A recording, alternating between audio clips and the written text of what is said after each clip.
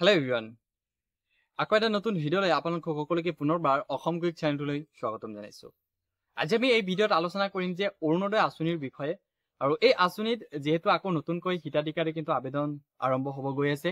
লগতে আপোনালোকে যদি আগতে অৰুণোদয় টকা পাইছিলে ইতিমধ্যে আপোনালোকৰ নামটো কৰ্তন কৰা হৈছে। কিয় কৰ্তন কৰিছে আৰু কেনেকৈ আপোনালোকে আকৌ নামটো অন্তৰ্ভুক্ত কৰিব। লগতে আপোনালোকে যদি এজন অৰুণোদয় হিতাধিকাৰী হয় আৰু আপোনালোকে যদি টকা লাভ কৰি আছে যিকোনো মুহূৰ্তত কিন্তু আপোনালোকৰ টকা পোৱা বন্ধ হৈ যাব পাৰে। সবিশেষ এই ভিডিঅ'ৰ একেলগে জনাই থাকিম। লগতে আপোনালোকে যদি এইটো চেনেলত প্ৰথমবাৰ আহিছে চেনেলটো সাবস্ক্ৰাইব কৰিব বেল আইকনটো টিপল কৰি দিবা যাতে এনেকুৱা ইনফৰ্মেটিভ ভিডিঅ' আপোনালোকে অতি সোনকালে পাই যায়। বলক ভিডিঅ'টো আৰম্ভ কৰোঁ। সকল হিতাধিকাৰী এতিয়ালৈকে আপোনালোকে অৰুণোদয় আঁচনিৰ কাৰণে এতিয়ালৈকে যোগ্য হোৱা নাই বা আপোনালোকে অৰুণোদয় আঁচনি পোৱা নাই। অতি শীঘ্ৰে যেহেতু এতিয়া পঞ্চায়তৰ ইলেকশ্যন চলি আছে পঞ্চায়ত ইলেকশ্যন কেণ্ডিডেট যোনবোৰ আছে আপোনালোকৰ গাঁৱে গাঁৱে এতিয়া ভিজিট কৰি আছে বা সোমাই আছে। আপোনালোকে কি কৰিব লাগিব সেই কেণ্ডিডেটক ক'ব লাগিব যে আমি এতিয়ালৈকে অৰুণোদয় আঁচনি পোৱা নাই। অৰুণোদয় আঁচনি যোনসকল হিতাধিকাৰী যোগ্য হোৱা ব্যক্তিও এতিয়ালৈকে অৰুণোদয় আঁচনি পোৱা নাই।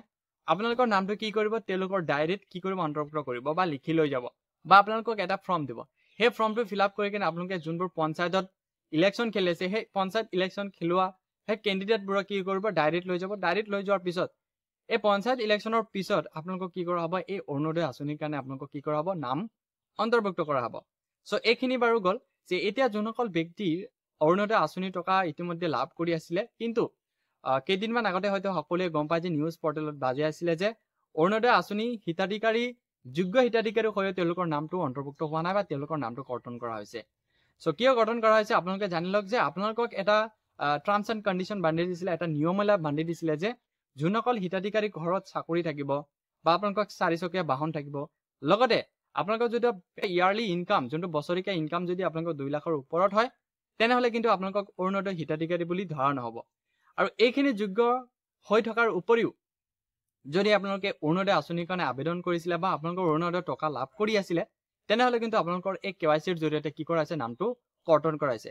বাকি যোনসকল ব্যক্তি আপোনালোকক কি হৈছে টকাৰ অভাৱত আনকি আপোনালোকক কিছুমান মানুহক টকা দিব পৰা নাই সেইকাৰণে আপোনালোকৰ নামটো কি কৰিছে কৰ্তন কৰাইছে। এইখিনি প্ৰব্লেম যদি আছিলে তেনেহলেতো আপোনালোকক নিজৰ যোনবোৰ জিলা আছে সেই জিলাৰ যোনবোৰ বিধায়ক আছে এমএলএ আছে এমএলএৰ লগত আপোনালোকে অতি পলমে আপোনালোকে কণ্টেক্ট কৰক বা গাঁও পঞ্চায়ত বা যোনটো কি কয় গাঁও প্ৰধান থাকে সেই গাঁও প্ৰধানৰ লগত আপোনালোকে কণ্টেক্ট কৰক। নিশ্চয় আপোনালোকৰ এই অৰুণোদয় যোনটো নাম কাটি দিছে বা কৰ্তন কৰিছে এই কৰ্তন কৰা নামটো আকৌ কি কৰিব অন্তৰ্ভুক্ত কৰিব।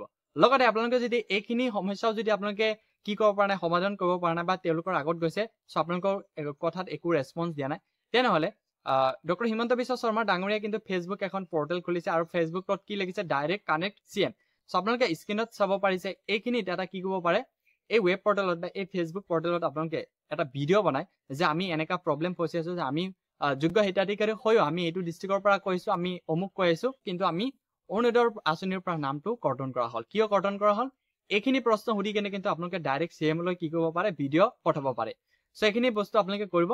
বাকি যোনসকল হিতাধিকাৰী ইতিমধ্যে তেওঁলোকৰ কি হয় আঁচনিৰ টকা লাভ কৰি আছে হয়তো আপোনালোকৰ বেংক একাউণ্টটো কিন্তু এতিয়ালৈকে কেৱাইচি কৰা নাই। যদি আপোনালোকৰ বেংক একাউণ্টটো যদি কেৱাইচি কমপ্লিট হোৱা নাই বা আপোনালোকক বছৰি ইনকাম বা ঘৰত এতিয়ালৈকে আপোনালোকক চাকৰি নাছিলে বা এতিয়া আপোনালোকক চাকৰি হৈ গ'ল যদি আপোনালোকে এনেকুৱা যোগ্য হৈ পৰিছে তেনেহলে কিন্তু আপোনালোকক অহা মাহত অৰ্থাৎ মে মাহৰ 1 তাৰিখৰ পৰা কিন্তু আপোনালোকৰ এই অৰুণোদয় আঁচনিৰ টকা কিন্তু বন্ধ হৈ যাব। এইখিনি কথা মন কৰিব।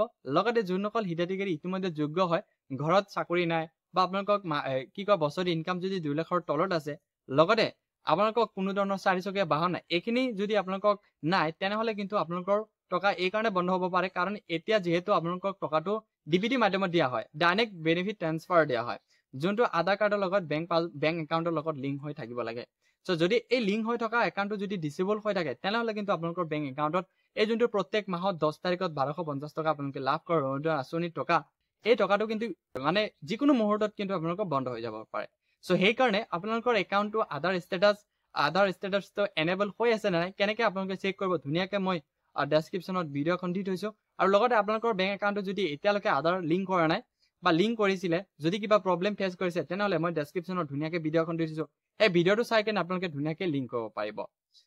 আজিৰ ভিডিঅ'টো ইমানতে আছিলে। লগতে আপোনালোকে অৰুণোদয় আঁচনি কোনটো ডিষ্ট্ৰিক্টৰ পৰা পাই আছে আৰু এই ভিডিঅ'টো আপোনালোকে কোনটো ডিষ্ট্ৰিক্টৰ পৰা চাই আছে নিশ্চয় আপোনালোকে কমেণ্ট বক্সত কমেণ্ট কৰিবলৈ নাপাহৰিব। ধন্যবাদ।